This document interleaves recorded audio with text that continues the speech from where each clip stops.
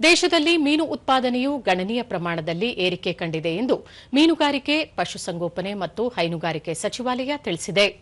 2013-14ರ ಅವಧಿಯಲ್ಲಿ 95 ಲಕ್ಷ ಟನ್ಗಳಿದ್ದ ಮೀನು ಉತ್ಪಾದನೆ ಇದೀಗ 2024-25ನೇ ಸಾಲಿನಲ್ಲಿ ಸುಮಾರು 198 ಲಕ್ಷ ಟನ್ಗಳಿಗೆ ಏರಿಕೆಯಾಗಿದೆ.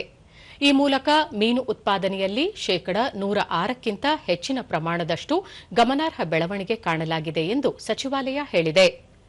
ಮೀನು ಮತ್ತು ಜಲಚರ ಸಾಕಣೆ ವಲಯವು ದೇಶದ ಆರ್ಥಿಕತೆಯಲ್ಲಿ ನಿರ್ಣಾಯಕ ಪಾತ್ರ ವಹಿಸುತ್ತಿದೆ.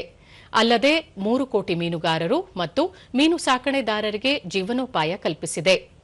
ಭಾರತ ಇಂದು ವಿಶ್ವದ 2ನೇ ಅತಿದೊಡ್ಡ ಮೀನು ಉತ್ಪಾದಕ ರಾಷ್ಟವಾಗಿದ್ದು, ಜಾಗತಿಕ ಉತ್ಪಾದನೆಗೆ ಪ್ರತಿಶತ 8ರಷ್ಟು ಕೊಡುಗೆ ನೀಡುತ್ತಿದೆ ಎಂದು ಹೇಳಲಾಗಿದೆ.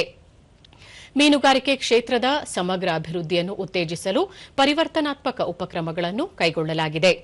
ನೀಲಿ ಕ್ರಾಂತಿ, ಪ್ರಧಾನಮಂತ್ರಿ ಮತ್ಸ್ಯ ಕಿಸಾನ್ ಸಮೃದ್ಧಿ ಸಹಯೋಜನೆ ಸೇರಿದಂತೆ ವಿವಿಧ ಯೋಜನೆಗಳಿಗೆ 2024-2025ನೇ ಸಾಲಿನಿಂದ 32,723 ಕೋಟಿ ರೂಪಾಯಿಗಳಿಗೆ ಅನುಮೋದನೆ ನೀಡಲಾಗಿದೆ.